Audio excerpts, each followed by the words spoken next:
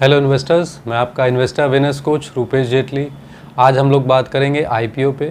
IPO क्या होते हैं, कौन इसको लाता है और कौन इसको लगा सकता है। तो सबसे पहले आईपीओ का मतलब है इनिशियल पब्लिक ऑफ़र।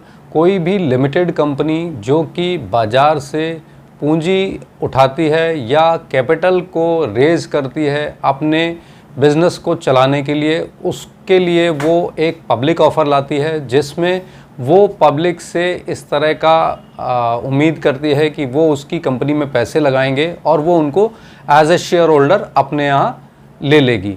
उसको इनिशियल पब्लिक ऑफ़र बोलते हैं, जिसमें फेस वैल्यू शेयर की 10 रुपये, 5 रुपये, 2 रुपये, 1 रुपये कुछ भी हो सकती है। ये डिपेंड करता है कंपनी में किस तरह की कैपिटल उसने बना रखी है वहाँ पे। उसके बाद उसमें वो प्रीमियम ले सकती है। अगर एग्जिस्टिंग कंपनी है तो वो अपनी अनुसार प्रीमियम निर्धारित करती है, जिसको सेबी पूरी तरह से देखता है। इसके बाद इस आईपीओ में वो कितने शेयर निर्गत कर रही है या कितने शेयर बाज़ार में ला रही है, उसकी एक संख्या दी हुई होती है।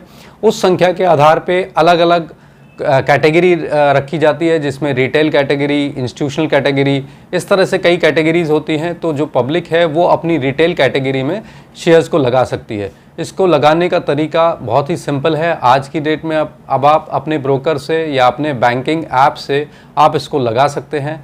इसमें मिनिमम अमाउंट जो है वो 15,000 के आसपास होता है और इसी की लॉट में, मतलब एक लॉट 15,000 की होती है, इसके मल्टीपल में आप बाकी लॉट्स लगा सकते हैं। तो रिटेल कैटेगरी में आप 2 लाख रुपए तक लगा सकते हैं। एचएनआई कैटेगरी में आप 5 लाख और 5 लाख से ऊपर वाली कैटेगरी में लगा सकते हैं। इन सब का जो आईपीओ है, इन सब का पूरी तरह से आप ये मान लीजिए अलॉटमेंट 7 डेज़ के अंदर हो जाता है। सेबी इसको 7 डेज़ से कम करके 3 डेज़ या 4 डेज़ में लाने की तैयारी में है। 7वें 8वें दिन ये लिस्टिंग हो जाती है बाज़ार में।